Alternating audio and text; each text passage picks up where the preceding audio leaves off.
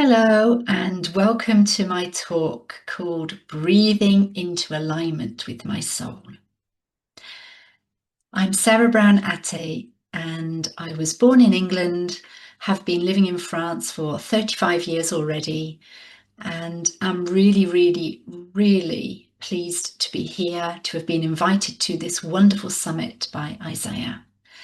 And so the aim of my particular talk today is to share with you one specific event that happened back in 2018 that really transformed my whole life and helped me to come home to my soul. So before we actually get into the details of what happened on that retreat, I feel it's really important for me to share with you what had been happening for the few years leading up to that and how I actually even found myself to be on that women's spiritual retreat. So back in 2015, I found myself at a massive crossroads in my life. When I say a massive crossroads, I was really feeling so hollow, so alone, so empty. I didn't know what I was doing. I had totally lost my way, felt like I had no purpose in life, and was really considering leaving behind my husband and my 3 children and the life that I'd built up for myself here in France. I'm still here, so I didn't do that. But at the time, it really felt as though that was the only way out. It was the only solution. It had obviously been building up for a very long time, but to be honest with you, it felt like I just woke up one day and realized that the life I was living looked perfect outside on paper to everybody else and had left me feeling so totally disconnected from myself. And now I know from my soul, my higher self as well. And that was the beginning of a really deeper spiritual path for me. And I say that because I have had many different crossroad events in my life. I'm actually living one right now, which I will talk about later. And it's really, this particular one has really been the one that has changed everything in my life, like absolutely everything. So 2015, as I said, I just felt so empty, alone, hollow. And I thought, I need to do something to get myself out of this. I realized that I was the only one that was able to do something about it because I had already been practicing meditation, different things that would help me. And even though I was getting counsel, advice from other people, at the end of the day, I knew that I was the only one to really be able to make that shift and to make that change. So what happened was I must have signed up to some online summit, maybe similar to the one that you've signed up, this one here. I must have signed up to something like that. And I received an email inviting me to join a Facebook group which no longer exists, which was called the Gratitude Circle. And at the time, I didn't really, let's say, understand gratitude as I understand it today. And I was really intrigued by that. So I clicked on the link, joined the group, and immediately felt like I was home. Can't really describe why, but I just felt the energy in that group was so loving, so welcoming, and it was the right place for me to be. So to begin with, the aim, the invitation, if you like, of being in that particular group was simply to share our daily gratitudes. And so we could write as much or as little as we wanted. There was definitely no obligation, but that was the purpose of the group. And it was great for the first couple of weeks because I would write things like, I am grateful to have slept well. I am grateful to have woken up today. I am grateful for my house and things like that. But after a couple of weeks, I realized that I'd more or less run out of things to be grateful for because they were actually things most of the time rather than emotions, feelings, energy, let's say otherworldly experiences. And that was a real invitation for me, a personal invitation for me to start really digging deeper and to maybe at the time reconnect to the little girl that I was, the woman who I wanted to be as well. And so I felt like I was on this sort of timeline, you know, going sort of backwards and forwards between the past and the future me, and then coming back to the present. And even if I was practicing gratitude, that's not to say that there was a lot of sadness, a lot of maybe regrets, a lot of things that were coming up for me to deal with as well. Anyway, so having been in the group for a couple of months, I'd found more inner strength, I'd found more confidence in myself, and I really, really felt that then was the time for me to do something for me that I'd never done before, but that would really help me to reconnect, but also to just step into the woman that I wanted to become. And the first thing that I did was to sign up for an energy healing training.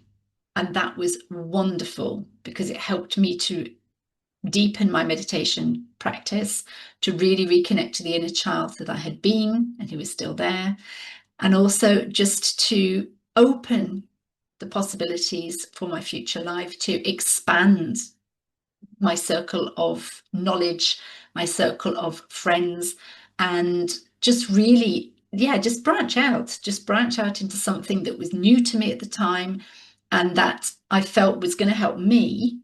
But also I had this deep inner knowing that I can't really explain, but that it was going to help other people in the future.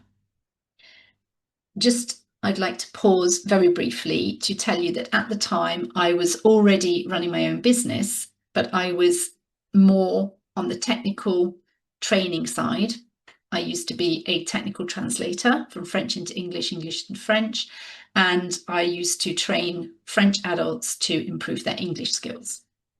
I still occasionally do that, but as you will hear, my work has changed immensely, especially since I breathe into alignment with my soul. So I did the energy healing, and just after that, I realized that the state of my current business, even though it was successful, wasn't really fulfilling me 100%. There was something missing.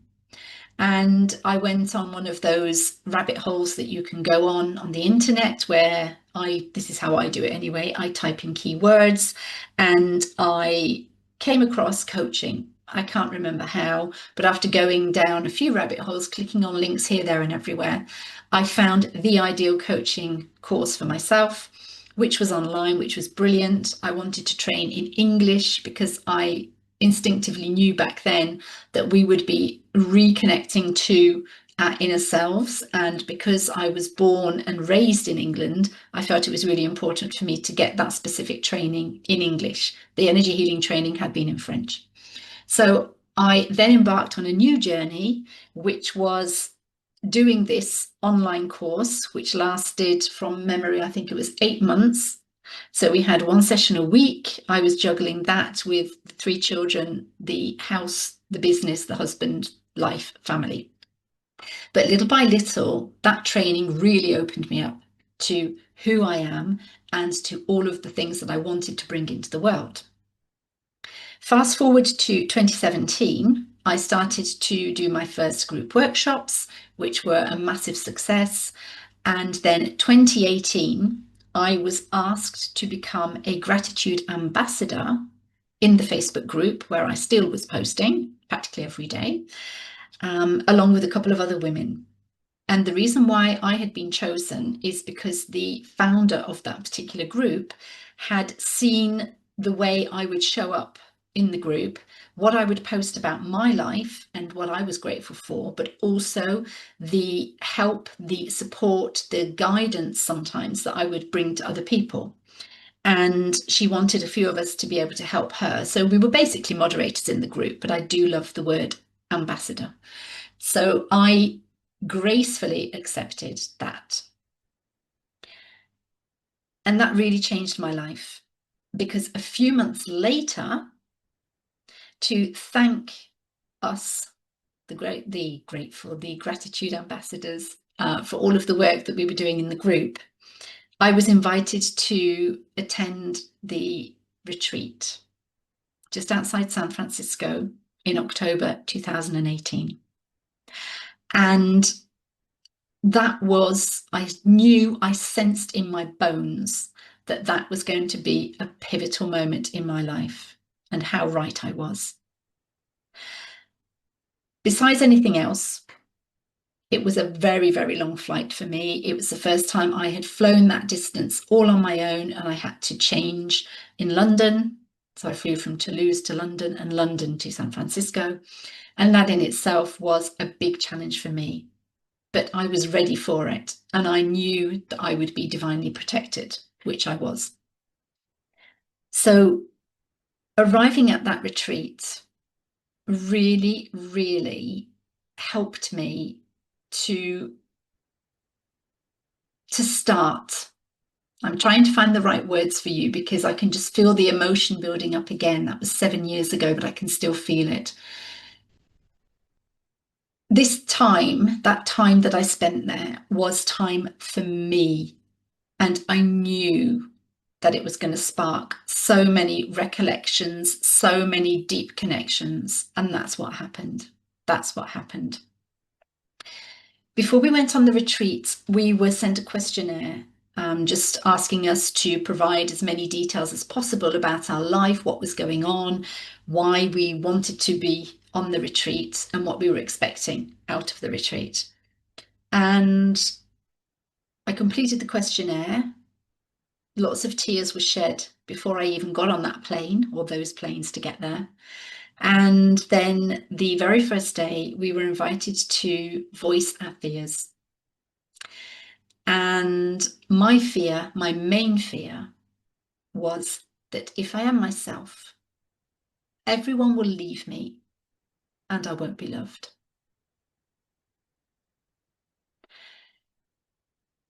The way I was able to express that and to be held and to be heard was also part of the transformation that happened on that retreat.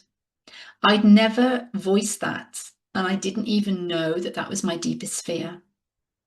In the past, I'd written things like, I'm afraid to shine too brightly because I don't want other people to be maybe offended by that or to be put off by that. And I even actually thought that by shining my light even brighter, it would lead to me separating from my husband. And one of the things that also came up with that is that I did have the feeling that it was already too late for me to actually do what I want to do in my life.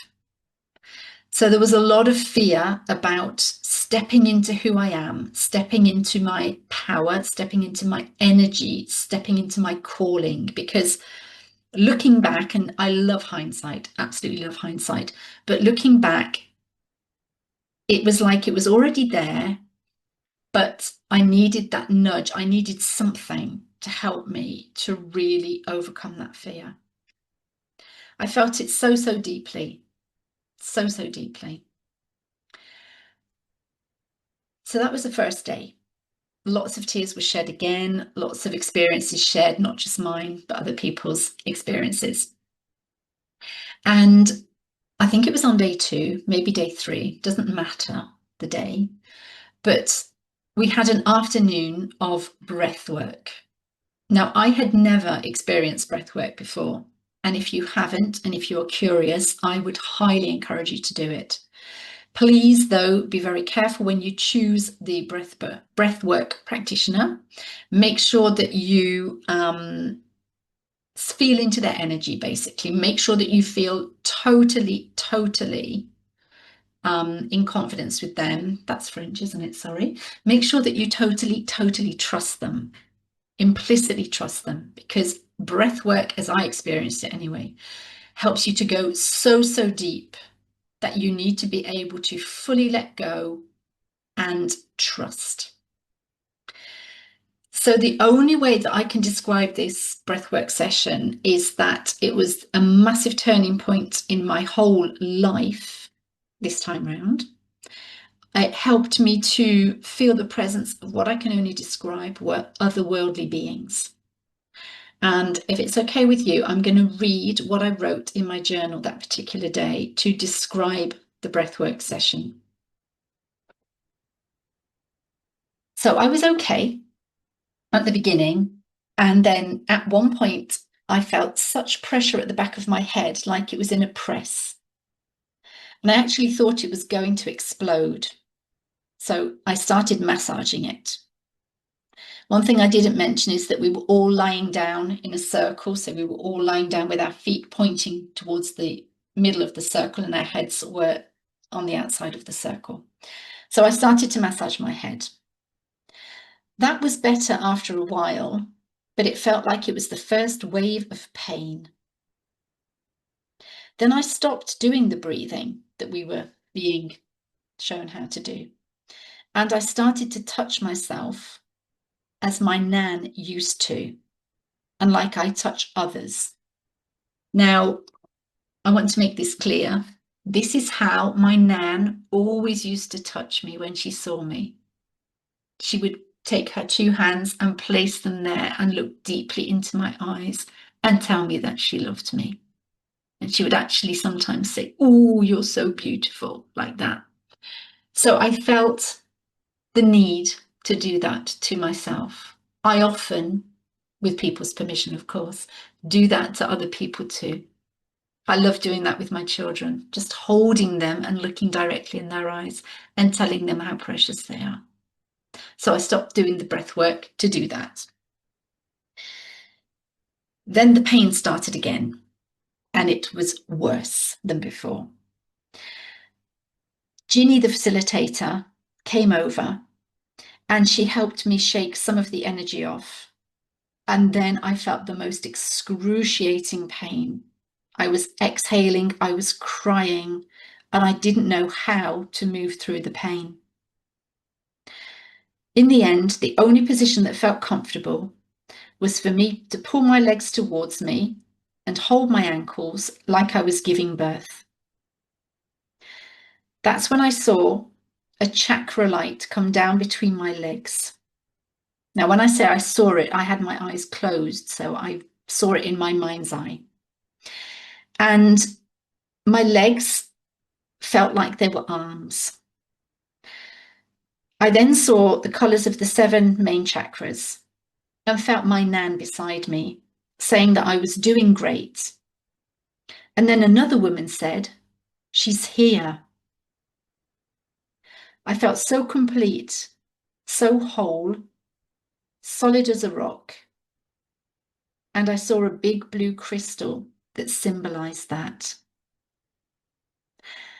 And that for me is how my soul was birthed. At the end, I wrote, "I know that I am enough. I am more than enough. I am brave. I am strong. I am a healer."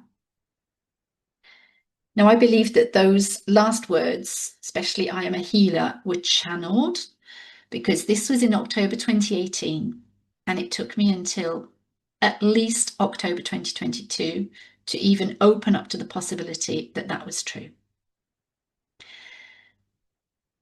So after that breathwork session, I was able to start to accept my self-worth. Like I've just said, I am good enough. I am worthy of love. I am worthy of belonging, because I always felt like I never fitted in. I was able to start to lean into self-love. And during that retreat, we were gifted yogi teas. If you know yogi tea, you know that there is always a little message on the sachet of tea. And the one that I got on that specific day was, "You don't need love, you are the love." And I was also able to start resisting life. Because up until then, I really thought that I was in flow with everything that was happening. Now I realise that was far from the truth. So when I say able to stop or to stop resisting life, I softened into listening to my intuition. I am now really open to all of the channeled messages that I receive, which I was probably receiving before, but never wanted to listen to. And this stop resisting life was actually also highlighted or accentuated on the last day of the retreat, where we were we woke ourselves up, but very early in the morning, just as the sun was rising, to walk a labyrinth. And this was highly symbolic for me and very, very potent and powerful. At one point, I felt the need to stop. So I was walking the labyrinth to get to the center, and I felt the need to stop because I was called to stop by a stone, a beautiful pink stone.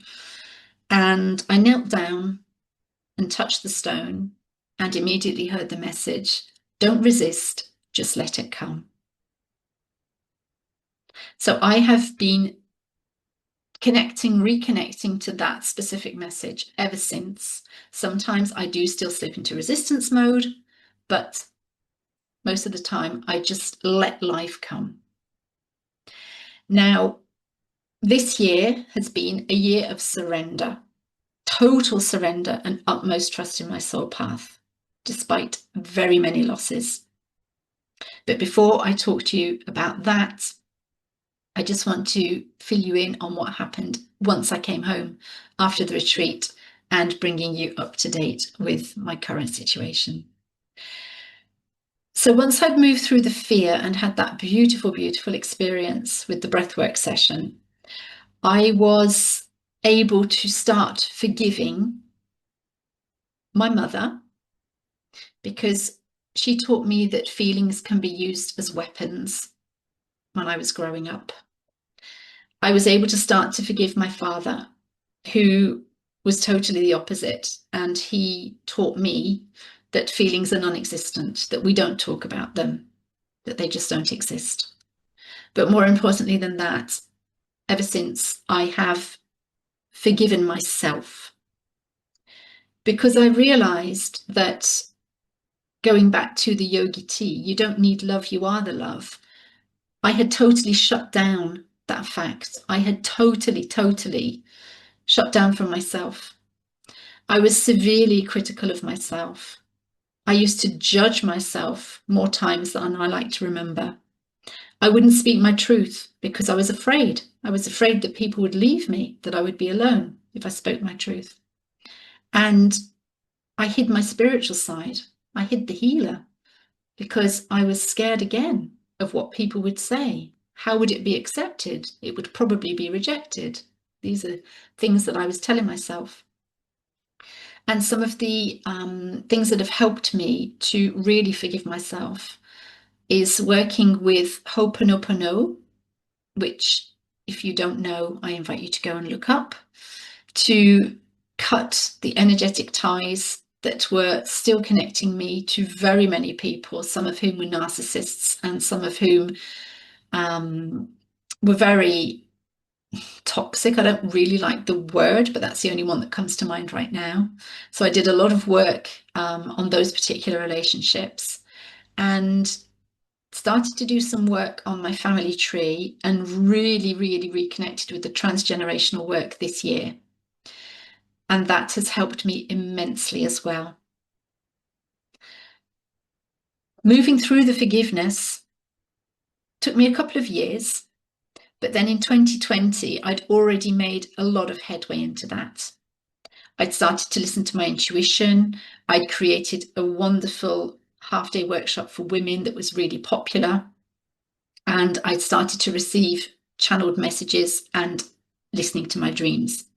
And that's when I started to shift from forgiveness to faith, to really having faith in the universe, but more importantly, in myself. And as I say, I follow my dreams. Literally, I have a dream, or many dreams, in fact, and I'm doing what I can to follow those dreams to make sure that they come true. But when I say that, I also now, when I can remember them, take heed of all of the messages that come through my dreams. What I used to do is to have a little notepad by the side of my bed and a pen.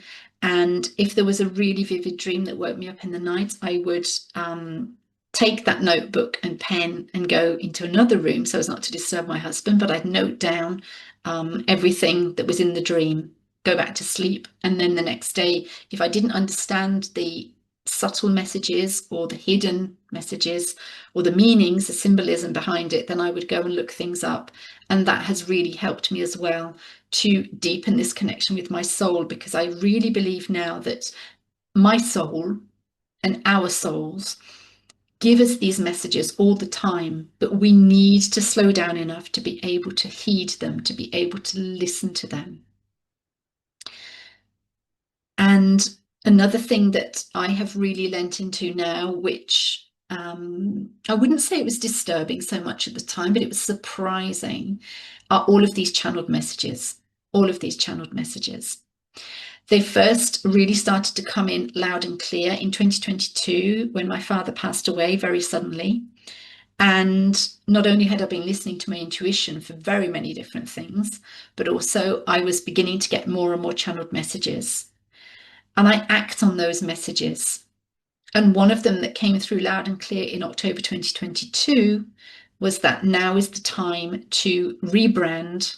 So my business had been called So Free. It's now called SBH Mentoring, which stands for Soul-Based Healing and Mentoring. And that message came through loud and clear. But the soul, they said, needs to be spelt in capital letters, because it's the S for self, the O for others, the U for universe, and the L for life. And I truly believe that the majority of us women actually live our lives the wrong way round. We think about the life we want to lead first. Then we look at our universe, which can be our environment. It can be our spiritual connection. It can be everything that surrounds us, basically. And then we take into consideration other people. And then we look at ourselves and we really reconnect to ourselves. But that's what I'm saying. We need to begin with the S of soul. We need to begin with ourselves. And that's what I did all those years ago in 2015 when I came to those crossroads, especially in 2018 when I took that leap of faith to get on board those planes, to travel all that way across the Atlantic Ocean to attend that beautiful, beautiful spiritual retreat, which transformed my whole world and my whole life, and has helped me to really embody the healer that I am. With that faith, it also gave me a lot of freedom. The freedom to be me. And interestingly enough, in 2021, I set up a private Facebook group, which I closed a couple of years later, which was called The Freedom to Be You. And I'm also a true believer in we actually create the things that we crave or the things that we need. So I created The Freedom to Be You. And at that time as well, I came across the wonderful Brené Brown and read a lot of her books, including Daring Greatly and The Gifts of Imperfection. If you don't know her work, I highly recommend those two books. And today, basically, I'm free to choose. I'm free to choose my path, and I'm free to choose my location, the direction of my life. Because 2025 has asked me to really, really walk my talk and to trust everything that is happening and to make sure that I am listening to the whisperings of my soul. End of March this year, our landlord said that he wanted to move back into the house that we were living in. Okay, fair enough. Things happen. We can find houses. And then a week later, my husband was signed off work. And then 2 months later, he was fired in very unethical circumstances. So in the space of a couple of months, we had nowhere to live and he has no job. Despite all of that, I trust that we are being totally, totally redirected. So we've lost our home. My husband's lost his job. I also lost quite a few friends this year for various reasons. Some of them because of the lack of support that I needed at the time. Some of them because they have just drifted away, and that's a natural process. And some of them I feel as well because they really don't understand the trust that I have in myself and in the universe. And I would be lying if I were to say that this hasn't affected my business. It has. What it has helped me to do is to really reconnect, though, to the sole purpose of my business, to come back to the soul-based healing and mentoring that was originally meant to be.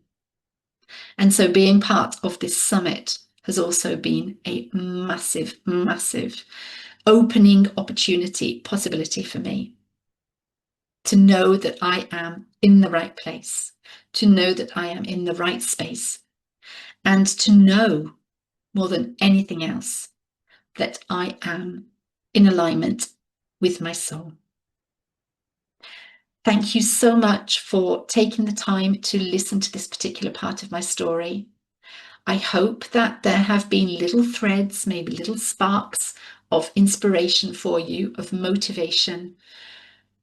This might sound a bit cliche, but I am the proof that we can walk through the fire many times and rise again from our ashes. What we need to do is to reconnect to ourselves, to have that inner trust, to follow that inner knowing, even if it doesn't make sense. Doesn't matter if it doesn't make sense to anybody else. Sometimes it doesn't even make sense to ourselves. But that is okay. That, I feel, is how we are designed to live lives. Thank you again. It has been a pleasure for me to share this particular chapter in my story with you. I wish you a beautiful day, and I would love to hear from you if this has inspired you in any possible way. Bye for now.